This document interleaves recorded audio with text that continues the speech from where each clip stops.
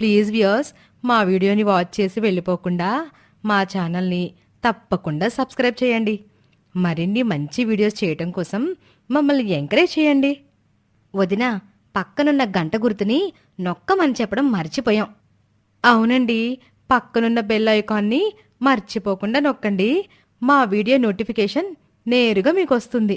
గంగకోనలంక అనే ఊళ్ళో కాంతం, మీనాక్షి అనే అత్తాకోడలు ఉన్నారు. వాళ్ళు తమకి ఉన్నదాంట్లో ఏ లోటు లేకుండా జీవిస్తున్నారు. ఒక ఆదివారం నాడు గుమగుమలాడే పీతల పులుసు వండిన అత్తగారు భోజనాలకి అన్నీ సిద్ధం చేస్తుంది. ఇంతలో బయట బట్టలు పిండుతున్న మీనాక్షి హడావిడిగా తన పని ముగించుకుని ఇంట్లోకొచ్చింది. అత్తగారు వండుతున్న పీతల పులుసు వాసనకి ముక్కులెగరేస్తూ ఆ గుమగుమలు పీలుస్తూ నిలబడిపోతే అప్పుడు అత్తగారు కాంతం కోడలు మీనాక్షితో ఇలా అంటుంది. అమ్మాయి కోళ్ళ, బయట పనంతా అయిపోతే రావే, భోజనం చేసేద్దాం. ఇవాళ పీతల పులుసు బాగా కుదిరినట్టుంది. దీని సెగదరగా, దీని వాసనకి నా కడుపులో ఆకలి రెచ్చిపోతుంది. భలే వారే అత్తయ్య, బయట అంతే అంటే మండిపోతున్నా మీ పీతల పులుసు వాసనకి నేను ఫాస్ట్గా పని ముగించుకొని వచ్చేసాను. అయినా అత్తయ్య, మీ చేతి పీతల పులుసు గుమగుమలు ఇవాళ కొత్త ఏంటి? మీరు మసాలా వేసినప్పటి నుండే నా పేగులు పాటలు పాడుకుంటున్నాయి. ఇంకా వేడి వేడి అన్నంలో పీతల పులుసు వేసుకొని ఒక పట్టు పట్టడమే ఆలస్యం. పదండి, పీతల పులుసు మీద పడదాం అని అనటంతో అత్తాకోడలిద్దరూ కలిసి కడుపు నిండా పీతల పులుసు లాగించేశారు. కడుపు నిండా పీతల పులుసు తిన్నాక చక్కగా మధ్యాహ్నం చిన్న కునుకు తీసి సాయంత్రం 6 బయట కూర్చొని టీలు తాగుతూ ఉండగా పొరుగింటి మంగమ్మొచ్చి ఇలా అంటుంది. ఏంటదినా, టీలు అయిపోతున్నట్టున్నాయి, పనులు కూడా అయిపోయి తీరిగ్గా కూర్చున్నట్టున్నారు అత్త కోడలిద్దరేను. మారే వదినా, నీ టీ అవలేనట్టుంది. ఉండు, మా కోడలు పెట్టుకొత్తది. అమ్మాయి మీనాక్షి, మంగమ్మ పిన్నికి టీ తీసుకురామ్మా. లేదు లేదు వదినా, నా టీ ఇందాకే అయిపోయింది. ఇంట్లో కొత్త అల్లుడు ఉన్నాడు కదా, అన్ని సమయానికి చెయ్యాలి, లేకపోతే మాట వచ్చేద్ది కదా. ఎంతైనా అమెరికా అల్లుడు కదా, అందుకే మన పల్లెల వంటలో సమయానికి వండి పట్టేస్తున్నాను. సర్లే వదిన, మొత్తానికి మీ పిల్ల అదృష్టవంతురాలే.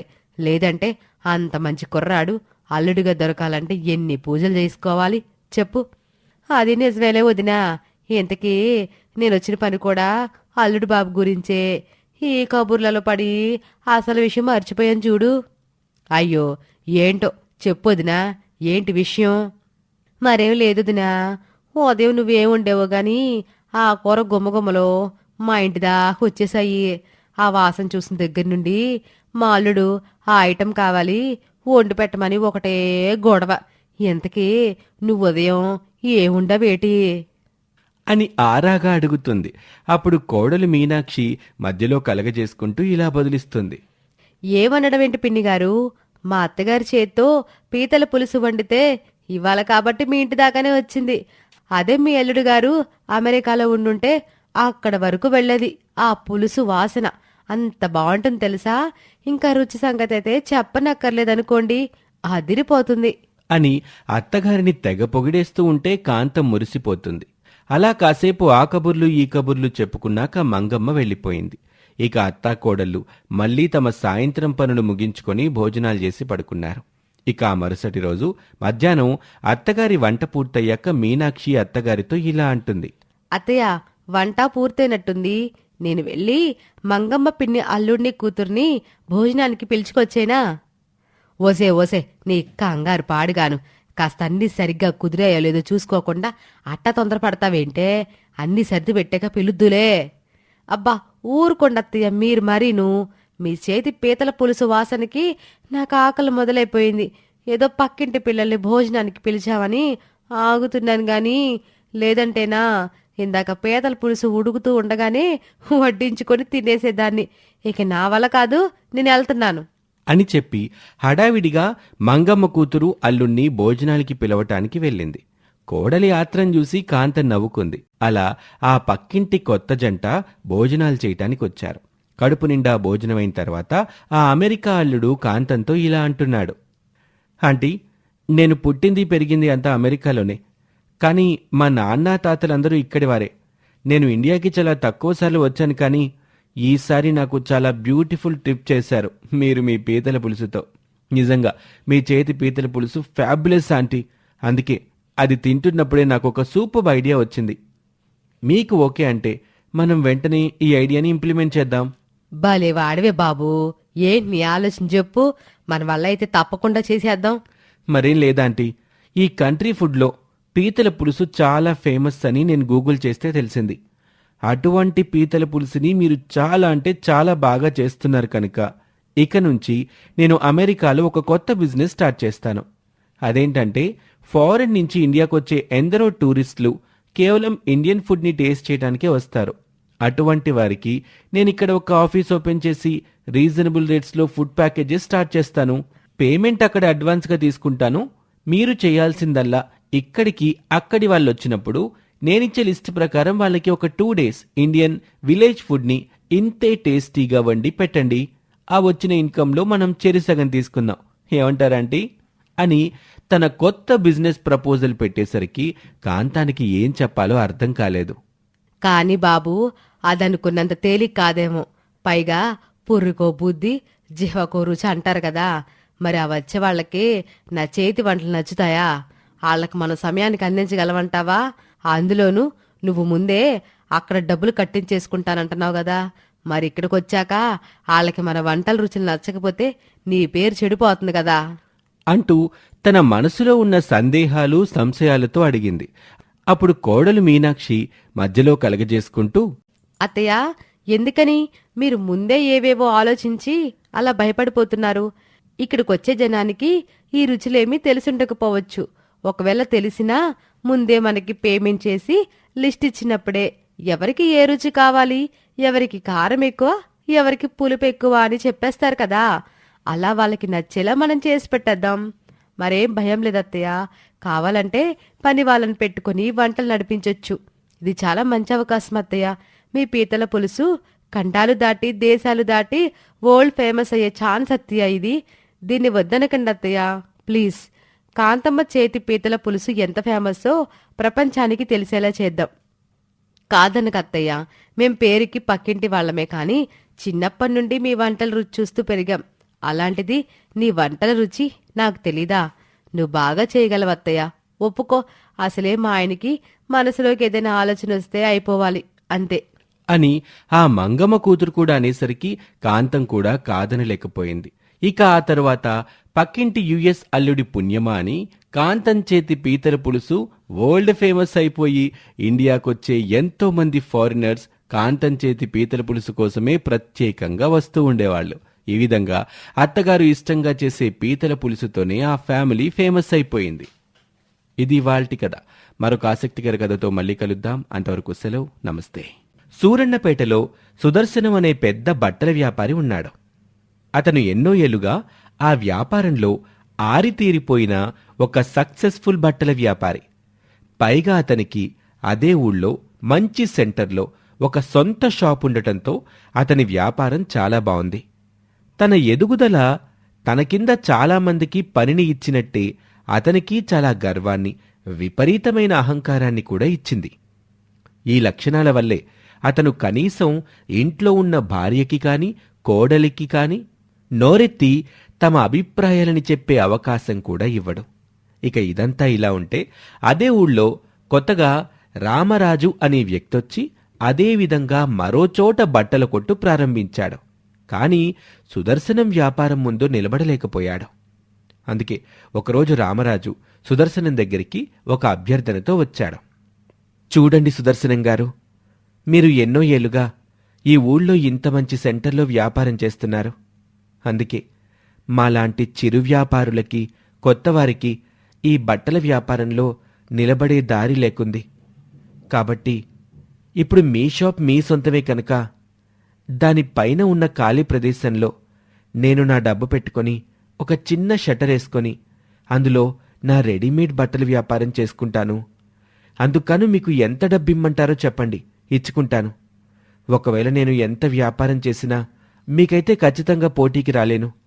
కాబట్టి మీతో పాటు నేను ₹1 తినే అవకాశం ఇప్పించండి అని చాలా పెద్ద మనిషి తరహాలో వినయంగా అడిగాడు రామరాజు. ఆ మాట విన్నాక అహంకారి సుదర్శనం ఇలా బదులిస్తున్నాడు. అసలు ఎవడ్రా నువ్వు? నేనీ ఊళ్ళో ఎన్నో ఏళ్లుగా వ్యాపారం చేస్తున్నాను. ఈ విషయం తెలియకుండా ఇవ్వాలొచ్చి నా నెత్తిమీద నీ వ్యాపారం పెడతానంటావా? అసలు నా వ్యాపారం చూసి నా ముందు మాట్లాడ్డానికే ఎవడికీ ధైర్యం సరిపోదు. అలాంటిది నువ్వొచ్చి నాతో బేరాలాడతావా? అయ్యో, అలా కాదండి. నా వల్ల మీకు నిజంగా నష్టం ఉండదు. ఒకవేళ అలా ఉంటే అదే రోజు మీరు చెప్పకపోయినా నేనే మీ నుంచి దూరంగా వెళ్ళిపోతానండి. ఏయ్, పోవయ్యా, ముందు నా కళ్ళ ముందు నుంచి వెళ్ళో అని చాలా పొగరుగా అవమానించాడు. రామరాజు కూడా సుదర్శనంలాగా కొద్దిగా ఈగో మనిషి కావటంతో తన మనసులో ఇలా అనుకున్నాడు. ఎరా, పెద్ద మనిషివి అనుకొని నేనెంతో వినయంగా వచ్చి ఒక ప్రపోజల్ పెడితే కుదురుతుందో కుదరదో చెప్పటం మానేసి నా దగ్గర నీ పొగరు చూపిస్తావా? ఇప్పుడు నన్ను కాదన్న వ్యాపారం నువ్వెలా చేస్తావో నేను చూస్తాను అని సుదర్శనం చేసిన అవమానానికి పగపట్టి అక్కడ్నుంచి వెళ్ళిపోయాడు. ఇదిలా ఉంటే సుదర్శనం ఇంట్లో అతని భార్య కాంతం, కూతురు పావని, కోడలు మీనాక్షి ఉన్నారు. అతని కొడుకు రవి మాత్రం ఏదో బిజినెస్ ట్రైనింగ్ మీద విదేశాలకు వెళ్లి చాలా కాలమైంది. ప్రతిరోజు సుదర్శనం షాప్కి వెళ్ళిపోయాక మీనాక్షి, ఆ అత్తగారు, ఆడపడుచు ఎంతో సరదాగా ఉండేవారు. అలా ఒకరోజు మీనాక్షి మ్యాగీతో పకోడీ చేసి పట్టుకొచ్చి అత్తగారికి, మరదలికి రుచి చూపిస్తూ ఇలా అంటుంది. అత్తయ్య, మరదలా, ఇదిగో ఈ ఐటెంని ఒకసారి టేస్ట్ చేసి చెప్పండి, ఎలా ఉందో. చేస్తా గాని ఇంతకీ ఏం ఐటమే ఇది? ఏదైతే ఏంటమ్మా, వదిన ఇలాంటి ఎక్స్పెరిమెంట్ చేయడంలో ఫస్ట్ కదా. బాగా చెప్పా మరదలా, ఇది మ్యాగీ పకోడీ అత్తయ్య, కొత్తగాని ట్రై చేశాను. నాకు తెలిసి దీని టేస్ట్ అద్దిరిపోద్ది చూడండి. అసలు ఏం పిల్లవే తల్లి నువ్వు, ఈ మ్యాగీ పిచ్చాంటి నీకు? ఈ ఇంటికి వచ్చిన దగ్గర నుండి చూస్తున్నాను, ప్రతిరోజు మ్యాగీతో ఏదో ఒక ఎక్స్పెరిమెంట్ చేస్తానే ఉంటావా? అవునత్తయ్య, నాకు చిన్నప్పటి నుంచి ఈ మ్యాగీ అంటే చాలా ఇష్టం. త్వరగా ప్రిపేర్ అయిపోతుంది కదా, అందుకే ఏం చేసినా దీంతోటే ప్రయోగాలు చేస్తూ ఉంటాను. ముందైతే మీరు ఈ మ్యాగీ పకోడీని టేస్ట్ చేయండి అత్తయ్య. వదినా, అమ్మ సంగతి వదిలే, నాకు పెట్టు ఆ మ్యాగీ పకోడీ ఏదో అని అత్తగారికి, మరదలికి తన కొత్త వంటకాన్ని రుచి చూపిస్తుంది. ఇలా రోజులు గడుస్తూ ఉంటాయి. ఒకరోజు సుదర్శనం షాప్ తెరవటానికి వెళ్తున్నప్పుడు ఆ ఇంట్లో పనిచేసే సూరమ్మ బెదురుగానే సుదర్శనానికి ఎదురొస్తుంది. అయ్యగారు. ఏంటి సూరమ్మ? మరేం లేదయ్యా, నేను చాలా ఏళ్ళుగా తమ దగ్గర పని చేస్తున్నాను కదా, మీరిచ్చే జీతం నాకు సరిగ్గా సరిపోవటం లేదయ్యా. మీకు వీలైతే నా జీతాన్ని పెంచండి అయ్యా. మా ఇంటి ఆయనకి ఆరోగ్యం బాగోటం లేదు. అంటే ఏంటి సూరమ్మ, నీ సొమ్మేదో నా దగ్గర దాచినట్టు అలా అడుగుతున్నావు? అయినా నిన్ను కాదులే, పనోళ్ళని ఎక్కడుంచాలో తెలియని ఈ ఇంటి ఆడోళ్ళననాలి. నాన్న, ఎందుకు ప్రతి విషయానికి మమ్మల్ని కలుపుతారు? నువ్వింక నోరు మూస్తావా? పో లోపలికి అని కేకలేసి అర్థం పర్థం లేని అహంతో నోటికొచ్చిన మాటలు అటు భార్యని, కూతుర్ని, కోడల్ని, ఇటు ఆ పని మనిషిని నోటికొచ్చిన మాటలు అనేసి తన దారిన తాను షాప్ తెరవటానికి వెళ్ళిపోయాడు. అప్పుడు అత్తగారు, కోడలు ఇద్దరూ సూరమ్మతో ఇలా అంటున్నారు. ఎందుకే సూరమ్మ, మీ అయ్యగారిని అడిగావు? నీకు నేను ఎప్పటి నుంచి చెబుతున్నానా ఆయన అడక్కే అని? అందుకే కదా ఆయనకి తెలియకుండా నీకు చాటుకి డబ్బులు ఇస్తా ఉంటాను అని చెప్పింది. ఇంతలో ఆ కోడలు లోపలికి వెళ్లి డబ్బులు తీసుకొచ్చి ఆ పని మనిషికి ఇస్తుంది. ఏదైనా వ్యాపారం పెట్టుకుని బ్రతకమని పంపిస్తుంది. కోడలి యొక్క మంచి మనసు చూసిన అత్తగారు కూడా సంతోషిస్తుంది. ఇలా మరికొన్ని రోజులు గడుస్తాయి. సుదర్శనం చేసిన అవమానాన్ని రామరాజు బాగా మనసుకు తీసుకోవటంతో తన దగ్గరున్న అర్ధబలాన్ని, అధికార బలాన్ని వాడి సుదర్శనం షాప్ని రోడ్డు వైండింగ్లో లేపించేశాడు. అలా కళ్ల ముందే తన ఏళ్ల తరబడి కట్టుకున్న వ్యాపార సామ్రాజ్యం కూలిపోతుంటే ఆ షాక్లో సుదర్శనానికి పక్షవాతం వచ్చి కాలు, నోరు రెండూ పడిపోయాయి. అన్నేళ్లూ కలిసొచ్చిన ఆ షాప్ కూలిపోవటంతో సుదర్శనం కుటుంబం కష్టాల్లో కూరుకుపోయింది. అప్పుడు కోడలు అత్తగారితో ఇలా అంటుంది. అత్తయ్య, రోజురోజుకి అప్పుల వల్ల ఒత్తిడి చాలా పెరిగిపోతుంది. మావయ్య గారిని చూస్తే ఇలా కదలలేకుండా ఉన్నారు. ఇప్పుడు మనం ఏం చేద్దాం అత్తయ్య? ఇక చేసేదేం లేదే, ఉన్న కాడకు అన్ని అమ్మేసుకొని ఈ అప్పుల పెడ వదిలించుకోవాలి. అదెలా అత్తయ్య? అన్నీ అమ్మేస్తే మరి పావనికి పెళ్ళెలా చేస్తాం? ఇప్పుడు ఈ పరిస్థితుల్లో నా పెళ్లి సంగతి ఎందుకు లేవుదినా అని మరదలు కూడా అంటుంది. ఇక అన్నట్టుగానే ఉన్న దాంట్లో కొంత అమ్మేసి అప్పులు తీర్చేస్తారు. కాని ఆధారం లేకపోవటంతో కష్టాల పాలైపోతారు. పేదరికం వాళ్ళ కుటుంబాన్ని కమ్మేస్తుంది. అప్పుడు కాంతం తన కోడలితో ఇలా అంటుంది. ఏంటోనే కోళ్ళ మన జీవితాలు ఎట్ట అయిపోయాయి. ఆయన బయటికి వెళ్ళలేడు. నాకా ఈ ఇల్లు తప్ప ఇక వేరే లోకమే తెలీదు. పిల్లాడు చూస్తే ఎక్కడో ఇరుక్కుపోయాడు. పిల్లకేమి ఇప్పుడు సంబంధాలు వచ్చి పడుతున్నాయి. అదేంటత్తయ్య అలా అంటున్నారు? నేనున్నాను కదా. ఏ ఇలాంటి కష్టకాలంలో ఇంటిని నడిపించకూడదా? అందుకే ఎక్కడైనా పని వెతుక్కుంటాను. నేను కూడా నీకు సపోర్ట్ చేస్తాను వదినా. అని చెప్పి పని కోసం ఆ వదినా మరదళ్ళు ఊరంతా తిరిగినా ఎక్కడా పని దొరకలేదు. ఆ తిరుగుడికి నీరసం వచ్చి వాళ్ళిద్దరూ కళ్ళు తిరిగి పడిపోయారు. తీరా కళ్ళు తెరిచి చూస్తే సూరమ్మ ఇంట్లో ఉన్నారు వాళ్ళిద్దరూ. సూరమ్మను చూసి ఆశ్చర్యంగా మీనాక్షి ఇలా అంటుంది. సూరమ్మా, నువ్వా? మేమిక్కడికి ఎలా వచ్చాను సూరమ్మా? కట్టంలో ఒక మనిషి ఉన్నప్పుడు కాపుకాయలు కదమ్మా, అందుకే ఇంటికి తీసుకొచ్చాను. ఏంటమ్మా మీరిద్దరు ఎట్ట అయిపోయారు? ఒకప్పుడు ఎట్ట ఉండేవాళ్ళు? అని బాధపడుతుంది సూరమ్మ. అప్పుడు కోడలు మీనాక్షి తమకొచ్చిన కష్టమంతా సూరమ్మతో చెప్పుకుంటుంది. అప్పుడు సూరమ్మ, ఏం అక్కర్లేదమ్మా, మీరెవరి దగ్గర పని చేయనక్కర్లేదు. ఆ రోజు నన్ను వ్యాపారం చేసుకోమని మీరిచ్చిన డబ్బులతో నేను బన్నులు తయారు చేసుకుని అమ్ముకుంటున్నాను. దాంతోటే మీరు బతకొచ్చు అని చెప్పి తనకొచ్చే ₹6లోనే సుదర్శనం కుటుంబానికి ఒక దారి చూపించింది. కాని ఆ వచ్చే రాబడి ఎవ్వరికీ సరిపోవటం లేదు. అప్పుడు మరదలు ఇలా అంటుంది. వదినా, ఇలా బన్నులు అమ్ముతూ ఉంటే మన జీవితాలు గడవవు. మరేం చేద్దామంటారమ్మా? ఒక పని చేద్దాం. మన బన్నుని అలాగే అమ్మితే ₹10కి కొంటారు. అదే దాన్ని రూపం మార్చి కాస్త రుచిని చేర్చి అమ్మితే దాన్ని ₹50 కొంటారు కదా. మీరేం చెబుతున్నారో నాకు అర్థం కావట్లేదమ్మా. ఇంకేం చెప్తుంది మా వదిన? మళ్ళీ ఏదో కొత్త ఎక్స్పెరిమెంట్కి ప్లాన్ చేసింది కదా. అవును సూరమ్మ, మనం మ్యాగీ బర్గర్స్ అమ్ముదాం. మార్కెట్లో ₹5 ప్యాకెట్లలో మ్యాగీ దొరుకుతుంది. దాన్ని తెచ్చి మనం 2 బన్నుల మధ్యన పెట్టి కాస్త ఉల్లిపాయలు, టమాటాలు, చీజ్ అవి ఇవి వేసి మ్యాగీ బర్గర్గా మన బన్నులు అమ్మామనుకో, మనకి వాటి కోసమయ్యే ఖర్చు ₹25 కన్నా తక్కువే. కానీ దాన్నే మనం ₹60 వరకు అమ్ముకోవచ్చు. అంటే మనకెంత లాభమో చూడు అని చెప్పటంతో సూరమ్మ దగ్గర కొంత డబ్బుని పెట్టుబడిగా తీసుకుని మ్యాగీ బర్గర్ వ్యాపారం చేయటం మొదలుపెట్టారు. దాంతో జనానికి ఆ మ్యాగీ బర్గర్ రుచి బాగా నచ్చింది. అందుకే వాళ్ళ వ్యాపారం అతి తక్కువ కాలంలోనే బాగా పుంజుకుంది. అలా వచ్చిన డబ్బుతో మీనాక్షి తన మామగారికి వైద్యం చేయిస్తుంది. కొద్ది రోజులకి ఆ పేద వదినా మరదళ్ళ మ్యాగీ బర్గర్ వ్యాపారం వల్ల తమ జీవితాలతో పాటు మామగారి ఆరోగ్యం కూడా బాగుపడింది. అప్పుడు మామగారు ఇలా అంటున్నాడు. సూరమ్మ, నన్ను క్షమించు. ఒకనాడు నా అహంకారంతో నిన్ను పనిలో నుంచి తీసేశాను. కాని చివరికి ఇన్నేళ్ళు నువ్వే మాకన్నం పెట్టావమ్మా. ఇందులో నేను చేసింది ఏమీ లేదయ్యా. నేను ఈ బన్ను మొక్కలు అమ్ముకునే వ్యాపారం మొదలు పెట్టిందే మీ కోళ్ళమ్మగారిచ్చిన డబ్బులతో. చివరికి ఆ బన్ను మొక్కలు బతకడానికి సరిపోవని వాటిని మ్యాగీ బర్గర్ చేసి అమ్ముకుందామన్న ఆలోచన కూడా కోడలమ్మదే బాబు. కాబట్టి మీరేం చెప్పాలనుకున్నా చిన్నమ్మగారికి చెప్పండి అయ్యా అని అనటంతో మామగారు కోడలి తెలివితేటలకి తన ధైర్యానికి కృతజ్ఞతలు చెప్పాడు. ఇక ఆ తర్వాత వదినా మరదలతో కలిసి ఆ మామగారు కూడా అదే మ్యాగీ బర్గర్ వ్యాపారాన్ని కొనసాగించారు. ఆ ఊరితో పాటు చుట్టుపక్కలున్న ఊళ్ళకి కూడా ఈ మ్యాగీ బర్గర్ వ్యాపారం విస్తరించటంతో సంతోషంగా జీవించసాగారు ఈ వదినమ్మ కుటుంబం. ఇది ఇవాల్టి కథ. మరొక ఆసక్తికర కథలో మళ్ళీ కలుద్దాం. అంతవరకు సెలవు, నమస్తే. పెద్ద కొడుకు ప్రభాకరం ఇచ్చిన షాక్లో ఉన్న తల్లిదండ్రుల్ని ప్రభాకరం పలకరిస్తూ ఇలా అంటాడు. అమ్మా, నాన్న, ఏంటి అలా ఉండిపోయారు? నన్ను మీరు క్షమించాలి. ఒక్కానొక్క అనుకోని పరిస్థితిలో నేను పెళ్లి చేసుకోవాల్సి వచ్చింది అని ప్రభాకరం ఇంకా ఏదో కవర్ చేద్దామని చూస్తూ ఉంటాడు. లలిత తేరుకొని చాలా బాధగా ఇలా అంటుంది. పెద్దోడా, ఇంక దయచేసి ఆపరా. పొరపాటున జరిగితే 10 రోజులు ఆలస్యంగా చెప్పు, నమ్ముతాను.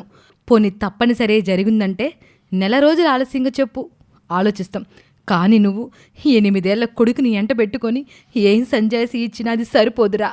అసలు మేము ఏ జన్మలో ఏం పాపం చేసుకున్నామో 2 కొడుకుల పెళ్ళిళ్ళు కళ్ళారా చూసే భాగ్యం లేదు. ఈ చేతుల మీద చేయించే భాగ్యానికే నోచుకోలేదు. అయినా ఇప్పుడు మాత్రం ఎందుకు తీసుకొచ్చావురా? నీకన్నా చిన్నోడు ధైర్యం చేసి వాడి పెళ్లి సంగతి చెప్పాడని నువ్వు కూడా ఈ పిడుగుని తెచ్చి మనెత్తిని వేశావు, అంతేనా? అని చాలా బాధగా నిలదీస్తుంది కొడుకుని. అప్పుడు ప్రభాకరన్ తల్లికిలా చెప్తాడు. అమ్మా, నేనీసారి ఈ విషయం మీకు చెప్పాలని వచ్చానమ్మా. నిన్న మీకు ఈ విషయం చెప్పాలని ప్రయత్నిస్తున్నాను. పెద్ద తమ్ముడు తన భార్యను తీసుకొచ్చి నాకు పరిచయం చేశాడు. సరే, ఇప్పుడు సమయం కాదనుకుని మీకు చెప్పడం కన్నా తీసుకొచ్చి చూపిస్తే నన్ను అర్థం చేసుకుంటారని ఇలా చేశాను. అంతేకాని మరింకేం ఉద్దేశం నాకు లేదమ్మా అని చెబుతూ ఉంటాడు. అప్పుడు నారాయణ కలగజేసుకొని ఇలా అంటాడు. వద్దురా ప్రభా, నువ్వు చెప్పేది నిజమే కావచ్చు, కానీ మాకది అబద్ధంలాగే వినిపిస్తుందిరా. ఎందుకో చెప్పనా, ఇన్నాళ్ళు నువ్వు గాని నీ తమ్ముడు గాని ఏనాడైనా మమ్మల్ని పట్టించుకున్నారా? మీకు రెక్కలొచ్చే వరకు ఈ ఇల్లు, ఈ ఇంటి మనుషులు కావాలి. కానీ రెక్కలొచ్చి మీ బతుకులు మీరు బతికే స్థితి వచ్చాక మేమెవరం అక్కర్లేదని మాకు తెలిసిందిరా. కానీ ఒక్క విషయం అడగనా? మేమంటే ముసలోళ్ళం, అక్కర్లేదు. కానీ ఎప్పుడు అన్నయ్యలని మీ గురించే తన జీవితాన్ని పాడు చేసుకున్నాడే. ఆ పిచ్చోడైనా గుర్తు రాలేదురా మీకు? ఈ ఇంటి బాధ్యతలు మోయటానికి ఆడు కావాలి, మీ అవసరాలు తీర్చడానికి ఆడి జీవితం నాశనం కావాలి. కానీ మీ జీవితాల్లో జరిగే శుభాలకి ఆడి ప్రమేయం అక్కర్లేదా? కుక్కకుండేపాటి విశ్వాసం కూడా లేదురా. అట్లాంటి 2 కొడుకుల్ని కన్నాను అని ఒక పెద్ద మాట అనేశాడు. ప్రభాకరానికి మాట్లాడే అవకాశం లేకపోయింది. అంతకు ముందే అక్కడికే వచ్చి ఉన్న సురేష్ వారి మాటలు వింటాడు. అంత కోపంగా ఉన్న ఆ వాతావరణాన్ని ఎలాగన్నా మార్చాలి అనుకుంటాడు. అమ్మా, నాన్న, ఏంటి అన్నయ్య వాళ్ళని ఇక్కడే నిలబెట్టి మాట్లాడుతున్నారు? అన్నయ్య, వదిన వాళ్ళని లోపలికి తీసుకురా అని సురేష్ అంటాడు. ఆ మాటకి లలితకి అప్పటి వరకు ప్రభాకరం మీద ఉన్న కోపాన్ని అతని మీద చూపించలేక సురేష్ని ఒక చెంపదెబ్బ కొట్టి ఇలా అంటుంది. నోరు మూసుకొని లోపలికి పోరా అని సురేష్ని అనటంతో సురేష్ లోపలికి వెళ్ళిపోతాడు. అప్పుడు నారాయణ ఇలా అంటాడు. లలిత, వాణ్ణెందుకు కొట్టావు? వాడేం చేశాడు మధ్యలో? వాడే చేశాడండి ఇదంతా. వాడే తన అన్నల విషయంలో మనల్ని యామారుస్తూ వచ్చాడు. చివరికి 2 కోడలు ఇంటికి వచ్చిన సంగతి పరాయి వాళ్ళలాగా మనం కూడా ఆలస్యంగా తెలుసుకునే స్థితికి వచ్చేసాం అని లలితమ్మ అంటుంది. అప్పుడు నారాయణ లలితకి నచ్చజెప్పి ఆమె కోపాన్ని కంట్రోల్ చేసి ఇలా అంటాడు. సరే, నువ్వు లోపలికి పద. పెద్దోడా, మీ ఆవిని తీసుకుని లోపలికెళ్ళు అని చెప్పేసి లలితని తీసుకుని లోపలికి వెళ్ళిపోతాడు. అప్పుడు ప్రభాకరం తన భార్యని తన గదిలోకి తీసుకెళ్లి భార్యతో ఇలా అంటాడు. చూశావు కదా రుక్మిణి, ఇంట్లో ప్రపంచ యుద్ధం వచ్చి ఆగినంత పనైంది. అందుకే ఇక నుంచి మనం జాగ్రత్తగా ఉండాలి. నువ్వు ఆ ధనుంజయ్ గాడి పెళ్ళాన్లాగా గయ్యాలి అనే ముద్ర పడనివ్వకు. అమ్మతో చక్కగా ఉండు, దగ్గరవ్వు. అప్పుడే మనం వచ్చిన పని పూర్తవుతుంది అని ప్రభాకరం అంటాడు. అలా ఆ రాత్రి గడుస్తుంది. ఇక తెల్లవారాక మళ్లీ లలిత మామూలుగా అయిపోతుంది. కొడుకులు చెప్పకుండా పెళ్లిళ్లు చేసుకున్నారనే ముభావం తప్ప ఆమెలో పెద్ద కోపమేమీ లేదు. అప్పుడు రుక్మిణి దగ్గరికొచ్చి సువర్ణ ఇలా అంటుంది. ఏంటి మీరు మాకన్నా ఫాస్ట్గా ఉన్నారే? మేం పక్కూరికి వెళ్ళొచ్చేసరికి ఇంటికి పెద్ద కోడలు ఒక మనడు వచ్చేసారే అని సువర్ణ పొల్లవిరుపుగా అంటుంది. అప్పుడు రుక్మిణి మాట అప్పజెప్పేస్తూ ఇలా అంటుంది. మరే ఈ ఇంట్లో అత్తయ్య, మావయ్య, మరిదిగారు మధ్యాహ్నం భోజనం చేసి సాయంత్రం టీలు తాగేలోపు ఈ ఇంటికి 2వ కోడలు వచ్చేసిందంట కదా. ఏదైనా ఇంటికి కోడళ్ళు మార్కెట్లో కూరగాయలు తెచ్చుకున్నంత తేలిగ్గా వచ్చేసాం, అంతేనా అని రుక్మిణి కూడా అనేసరికి సువర్ణకి అహం దెబ్బతింటుంది. ఈ ఇంట్లో అందరిలాగే పెద్ద కోడలికి కూడా నోరు ఉండదు అనుకుంది. కాని తనతో సమవుజ్జి అని సువర్ణకి అప్పుడే అర్థమైంది. అలా కోడలిద్దరూ మాటా మార్చుకోవటం అత్తగారు లలిత గమనిస్తూనే ఉంటుంది. కాసేపటికి ఇంట్లో కొడుకులు 3 బయటకు వెళ్ళిపోతారు. నారాయణ మాత్రమే ఇంట్లో ఉంటాడు. ఇక అప్పుడు తమ ఆస్తి విషయంగా కోర్టులో కేసు నడుస్తూ దాయాదు లాయర్ వీరభద్రం చెప్పిన కన్నబాబు ఇంటికొస్తాడు. సోఫాలో కూర్చుని నారాయణతో ఇలా అంటున్నాడు. ఏమన్నయ్య, ఎలా ఉన్నావు? అంతా కులాసాయేనా అని కన్నబాబు అనేసరికి నారాయణ కన్నబాబుని చూసి, రారా కన్నబాబు, ఏంటి దారి తప్పి మా ఇంటికొచ్చావు అని కావాలని విషయం ఏమీ తెలియని వాడిలా అడిగాడు. అప్పుడు కన్నబాబు తానొచ్చిన పనిని కదిలిస్తూ ఇలా అంటాడు. ఏం లేదన్నయ్య, మనం ఒకే ఇంటి పేరోళ్ళమైనా పెద్దోళ్ళ ఆస్తి కోసం కొట్లాడుకుంటున్నాం. మాటలు రాకపోకలు లేకుండా ఉంటున్నాం. అందుకే అవన్నీ ఆపేద్దామని చెప్పడానికి వచ్చానన్నయ్య. మనం మ్యూచువల్గా మనం పెట్టిన కేసులు విత్డ్రా చేసేసుకుందామన్నయ్య. ఎందుకు మనలో మనం గొడవలు పడ్డం చెప్పు అని చాలా తెలివిగా అంటాడు కన్నబాబు. అప్పుడు నారాయణ ఇలా బదిలిస్తాడు. ఇంతవరకు వచ్చాక మనం ఆగినా మన పిల్లలు ఎదుగున్నారు. వాళ్ళకి మన తగాదాలు తెలుసు కదా. ఇప్పటికి మనం ఆపినా రేపాళ్ళు మళ్ళీ మొదలు పెట్టారనుకో, ఎందుకు వాళ్ళకి డబ్బులు ఖర్చులు. అందుకే అదేదో ఆ కోర్టులోనే తేలనీరా. ఏదైతేనే నువ్వన్నీ మర్చిపోయి ఇంటికొచ్చావు, నాకంతే చాలు అని నారాయణ కూడా అంతే తెలివిగా మాట్లాడి లోపల ఉన్న లలితని పిలుస్తూ ఇలా అంటాడు. లలిత, మా కన్నబాబు వచ్చాడు, కాస్తాడికి కాఫీ గాని టీ గాని తీసుకురా అని మాట పూర్తయ్యేసరికి ఒక ట్రేలో ఒకే కాఫీతో సువర్ణ వస్తుంది. డైరెక్ట్గా కన్నబాబు దగ్గరికి వెళ్ళి పలకరిస్తూ ఇలా అంటుంది. బాగున్నావా బుల్లి మామయ్య? అత్తయ్య పిల్లలు బాగున్నారా? అని పలకరిస్తూ కాఫీ ఇచ్చేసరికి నారాయణ షాక్ అవుతాడు. అదంతా వంటగదిలో నుంచి గమనిస్తున్న లలితమ్మ కూడా షాక్ అవుతుంది. అది గమనించిన కన్నబాబు నారాయణతో ఇలా అంటాడు. ఏంటన్నయ్యా అలా చూస్తున్నావు? నీ చిన్నకోళ్ళు నన్ను పరిచయం ఉన్నదానిలా పలకరించిందేంటానా? మరేం లేదులే, ఇది మా పిన్ని కూతురు సరితలేదు, ఆమె కూతురే సువర్ణ అని కన్నబాబు చెప్పేసరికి నారాయణ విస్తుపోతాడు. తమ శత్రువు ఇంటి పిల్ల తమ ఇంటి కోడలవ్వటం, అది కూడా తమ ఇంటి పరువు తీస్తున్న ఈ గయ్యాలి రెండవ కోడలవ్వటం వాళ్ళు నమ్మలేకపోతున్నారు. పెద్ద కొడుకు మీద కోపంతో సురేష్ని కొట్టిన లలిత బాధని సురేష్ అర్థం చేసుకుంటాడా? తన భార్యని అత్తగారితో మంచిగా ఉండమని చెప్పిన పెద్ద కొడుకు ప్రభాకరం భార్య కొడుకుతో సహా ఇంటికి రావటానికి వెనక ఉన్న అసలు కారణం ఏమై ఉండొచ్చు?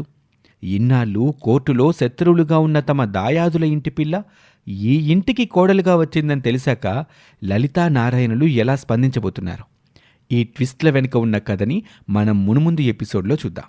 ఈ స్టోరీ మీకు నచ్చితే మా ఛానల్ని ఇప్పుడే సబ్స్క్రైబ్ చేసుకోండి. Thank you for watching.